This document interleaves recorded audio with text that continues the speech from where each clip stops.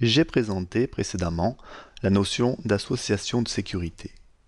Pour résumer, une association de sécurité est un ensemble de paramètres, exemple l'algorithme de chiffrement, la méthode d'authentification, etc. Ces paramètres sont associés à un transfert de données IPsec.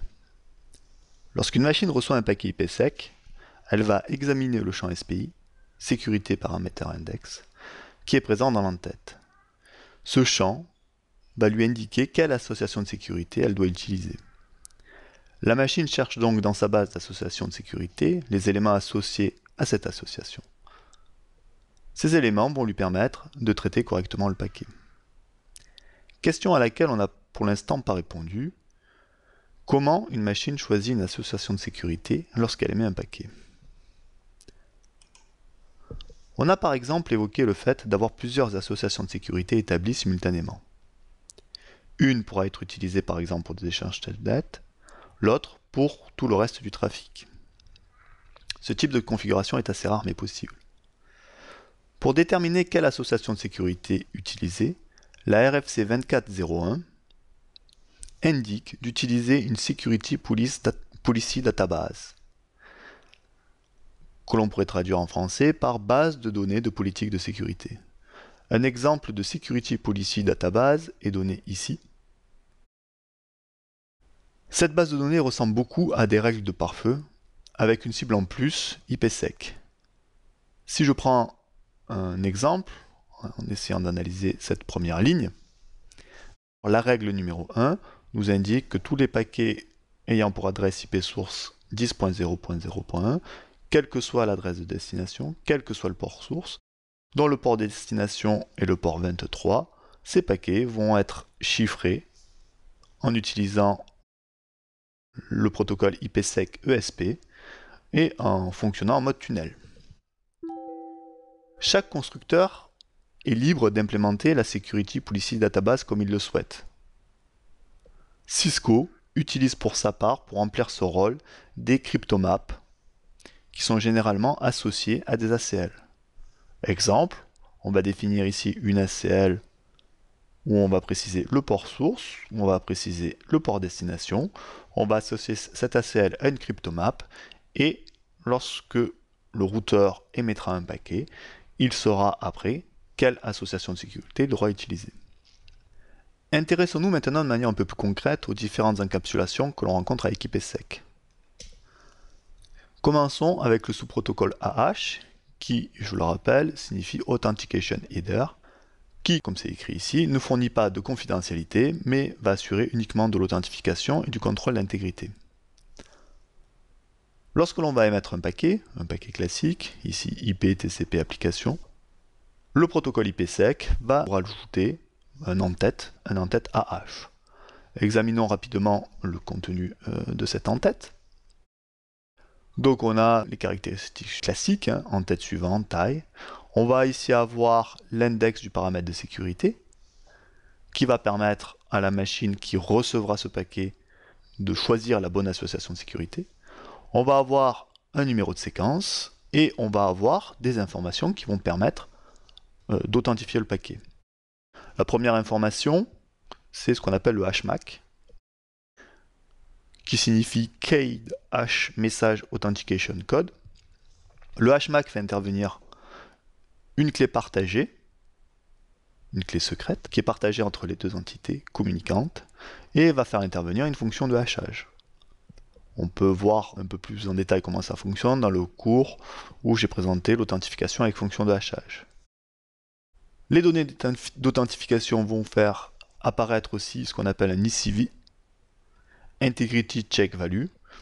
Pour faire simple, ça va être un hash qui va être calculé à partir des données qui ont été échangées. On a toujours nos deux modes de fonctionnement. Le mode tunnel. Dans ce mode-là, on voit que la totalité du paquet IP est conservée et qu'on rajoute un nouvel en-tête IP. Dans le mode transport, l'en-tête IP originale est conservée, on n'a pas de nouvelle en-tête IP et on a directement l'en-tête AH qui a rajouté entre l'en-tête IP et l'en-tête de manière générale de couche transport, ici dans notre cas TCP. Intéressons-nous à l'autre mode de fonctionnement, c'est-à-dire ISP, Encryption Security Payload. Dans ce cadre-là, les données vont être chiffrées, puis encapsulées entre un en-tête et un en-queue. On a ici le format de l'en-tête, on a ici le format de l'en-queue. Donc c'est plus simple, on a moins de données d'authentification au niveau de l'en-tête. On va juste avoir l'index du paramètre de sécurité, SPA, qui va permettre à la machine réceptrice d'appliquer les bons paramètres en fonction de l'association de sécurité qui aura été négociée précédemment. Et puis après, on va avoir à la suite des données d'authentification qui peuvent être rajoutées.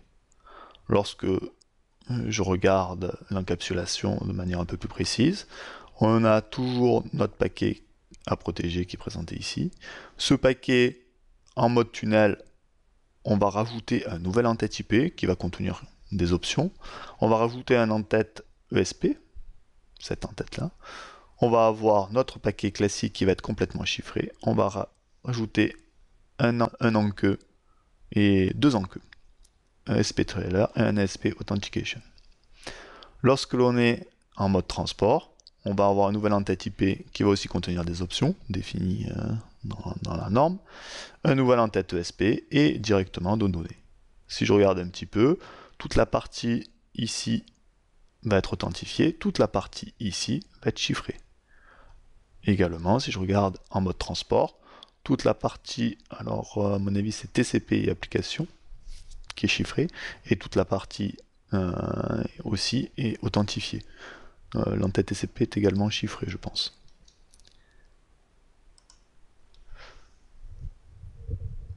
On l'a dit, IPsec est un protocole assez ancien qui a eu du mal à démarrer, principalement parce que les mécanismes n'étaient pas prévus pour faciliter l'échange de clés et pour gérer de manière plus concrète les associations de sécurité. Donc IPsec nécessite la mise en place d'associations de sécurité avant tout échange de paquets. Pour faciliter cette mise en place, un protocole a été créé, un protocole qui s'appelle IKE, Internet Key Exchange. C'est un protocole de gestion dynamique des clés qui va permettre de créer et de maintenir les associations de sécurité. IKE procure les avantages suivants. Il va éliminer le besoin de spécifier manuellement tous les paramètres de sécurité sur les deux entités. Il permet à l'utilisateur de spécifier une durée de vie pour l'association de sécurité. Il permet le changement de clé durant une session IPsec. Il fournit à IPsec un mécanisme d'anti-rejeu. Il va rajouter le support des autorités de certification. Il va permettre une authentification dynamique des nœuds. Regardons un petit peu comment ça fonctionne dans le cadre d'un échange IPsec. Imaginons que le routeur A a besoin d'envoyer un paquet chiffré au routeur B.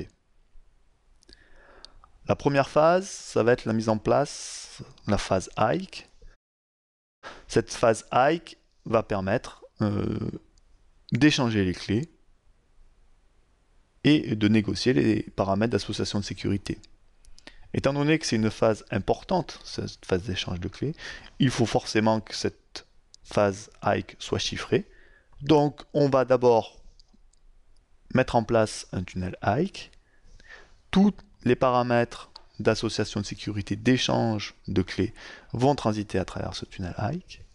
Une fois que la négociation est terminée,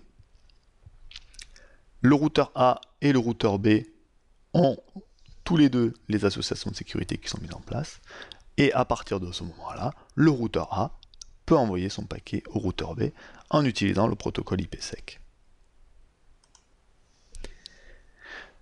Les paramètres de sécurité des associations sont échangés dans un tunnel chiffré IKE. Il faut au préalable donc la création du tunnel IKE avant l'échange des paramètres de l'association de sécurité. Il va donc falloir, avant tout, étant donné que IKE permet l'échange, créer un tunnel chiffré IKE. C'est IKE qui va authentifier les deux parties, routeur A et routeur B, avant de procéder à l'échange de clés et d'association de sécurité. Si on regarde un petit peu cet algorithme. Imaginons que on doive chiffrer un paquet. Première étape, comment l'iOS choisit les paquets à chiffrer? Bon, on l'a dit, c'est grâce à une access list. Est-ce que le paquet doit être chiffré? Si c'est non, ben on le transmet directement à l'interface.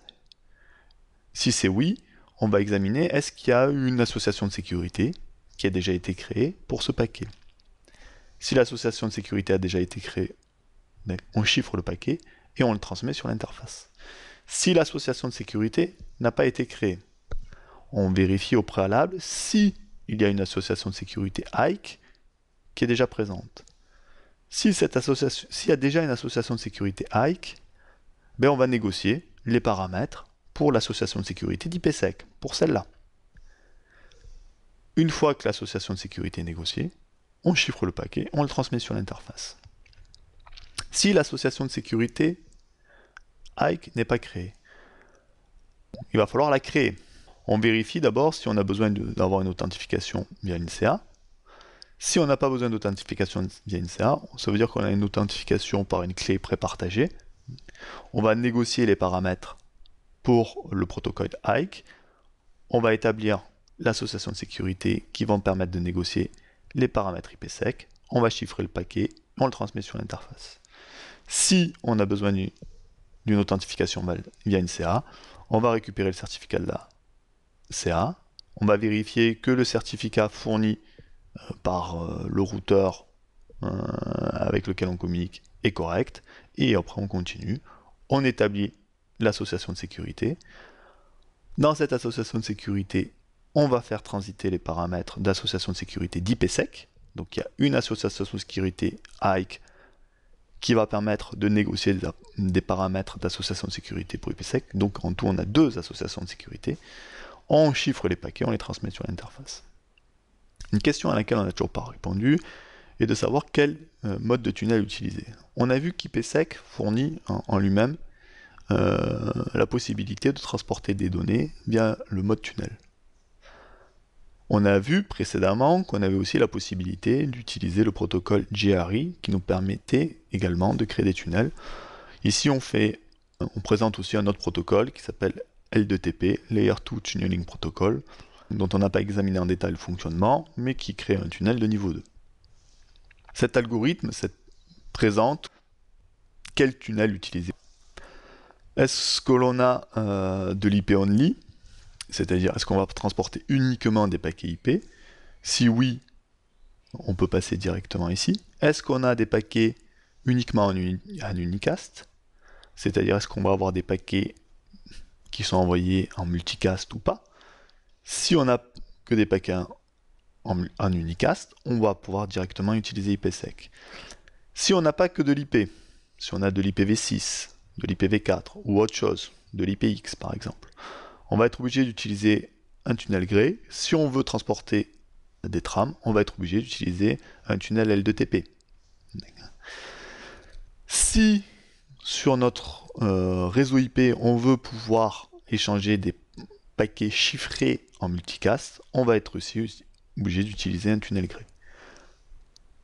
Quand est-ce qu'on a besoin d'utiliser des paquets en multicast? Par exemple pour l'échange de mise à jour de routage. Donc si on a deux routeurs qui vont communiquer pour s'échanger des mises à jour de routage, on va utiliser un tunnel gré que l'on va ensuite chiffrer via IPsec.